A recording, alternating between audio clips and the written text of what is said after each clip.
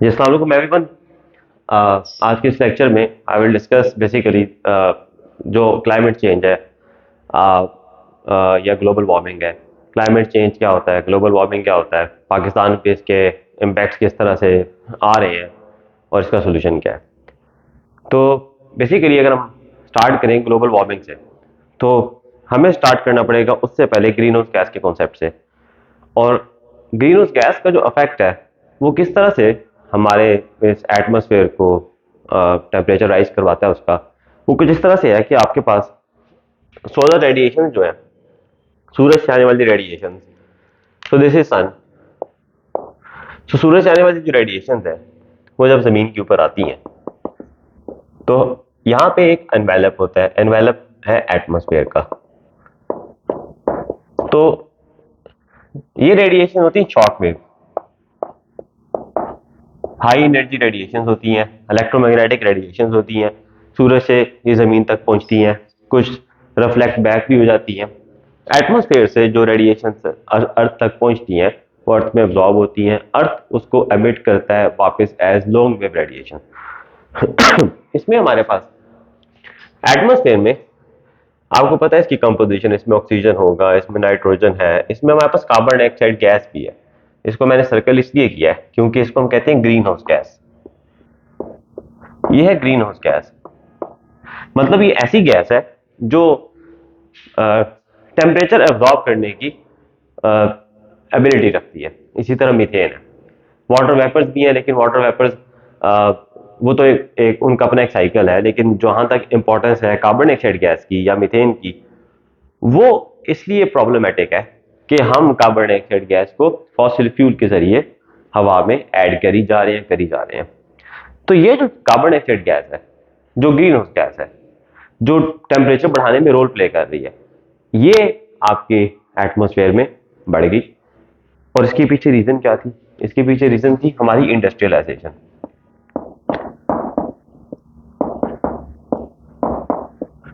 ये थी इसकी कॉज,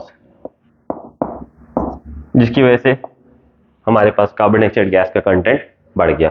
मोर ओवर हम अपनी ट्रांसपोर्टेशन व्हीकल्स की बात कर ले, व्हीकल एमिशन एक बहुत बड़ा इसमें फैक्टर है। So this is because of green house gases आपका टेम्परेचर राइज कर गया, और इस राइज इन टेम्परेचर को हम नाम देते हैं ग्लोबल वार्मिंग का। ये कॉन्सेप्ट है ग्लोबल वार्मिंग का। अब आगे चलते हैं क्लाइमेट चेंज के ऊपर। क्लाइमेट चेंज क्या है? क्लाइमेट चेंज ग्लोबल वार्मिंग की पैदावार है। ग्लोबल वार्मिंग से क्या हुआ? टेम्परेचर, एवरेज टेम्परेचर आपका 1.5 से 2 डिग्री बढ़ गया।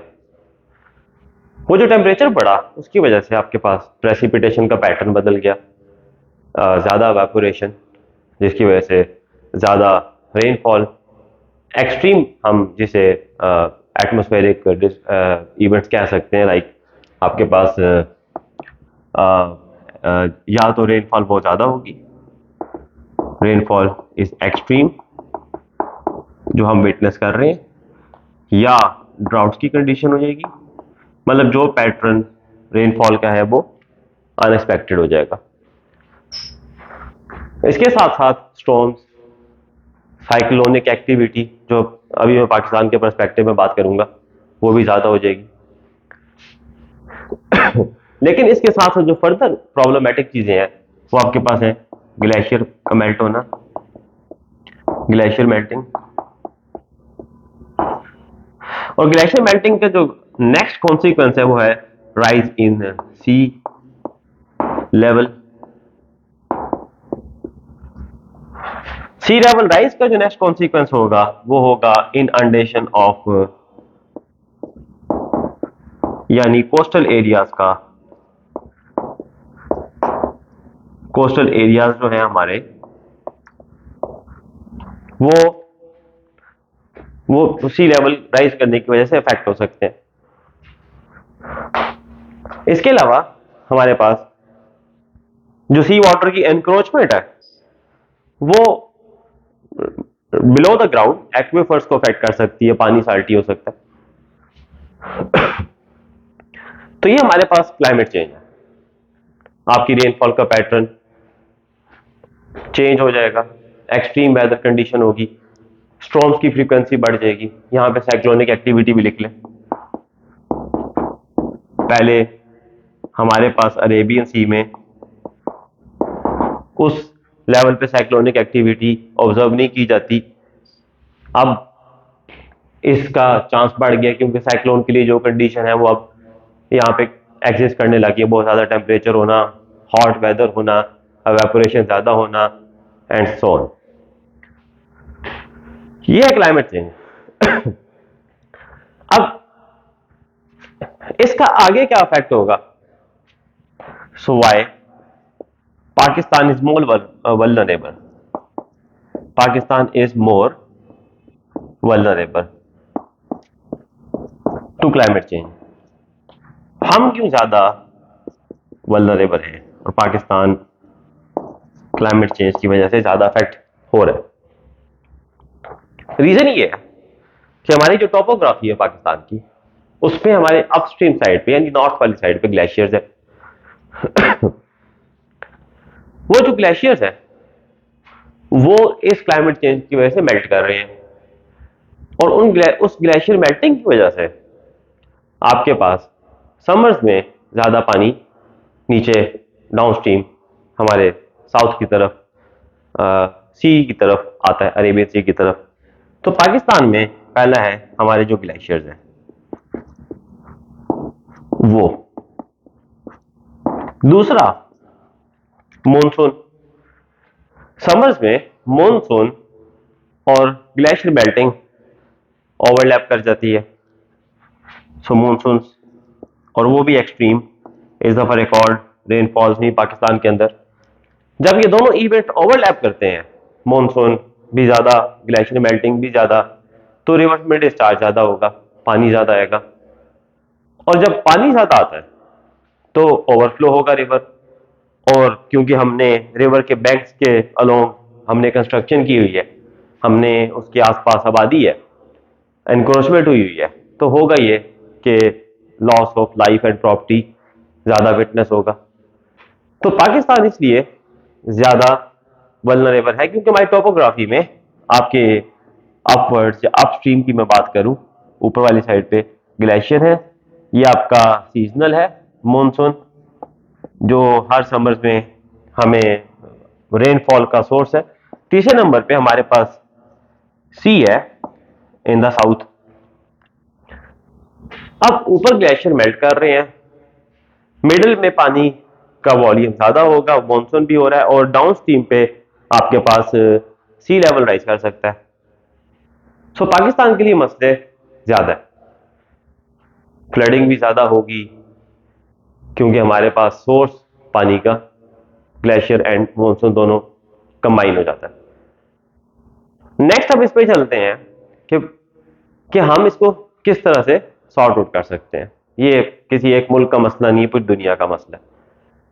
तो क्लाइमेट चेंज को रिवर्स करना is not possible, it is a very long term process. Right में जो सोल्यूशन है इसका वो ये है कि हम इसमें अडॉप्ट करें, adoption, which is a short term solution, और यही हम कर सकते हैं। अडॉप्शन इसलिए क्योंकि हमें अपने आप को अडॉप्ट करना होगा इस क्लाइमेटिक पैटर्न के मुताबिक।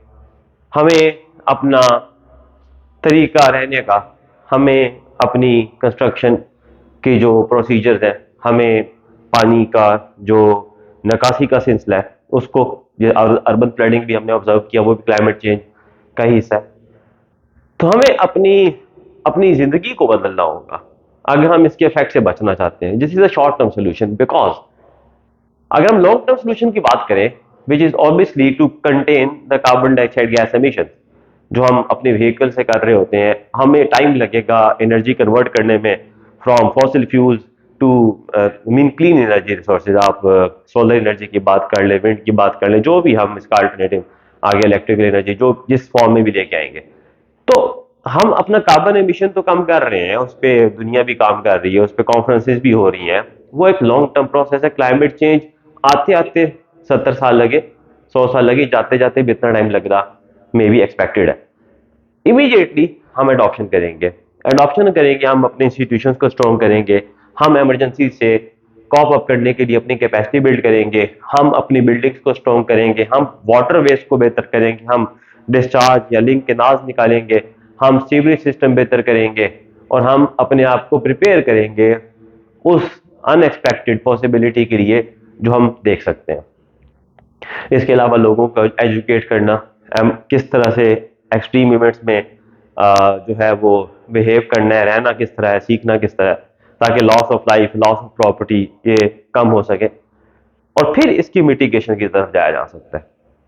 तो क्लाइमेट चेंज एक किसी एक अकेले मुल्क का मसला नहीं है, तो दुनिया का एक क्रिएट किया हुआ, इंसानों की इंडस्ट्रियलाइजेशन, फॉसिल फ्यूल का इस्तेमाल and excess greenhouse gas emissions की वजह से हमने फेस किया है। इसको खत्म करने के लिए we have to first of all adopt it, and then the mitigation process will be on with the passage of time.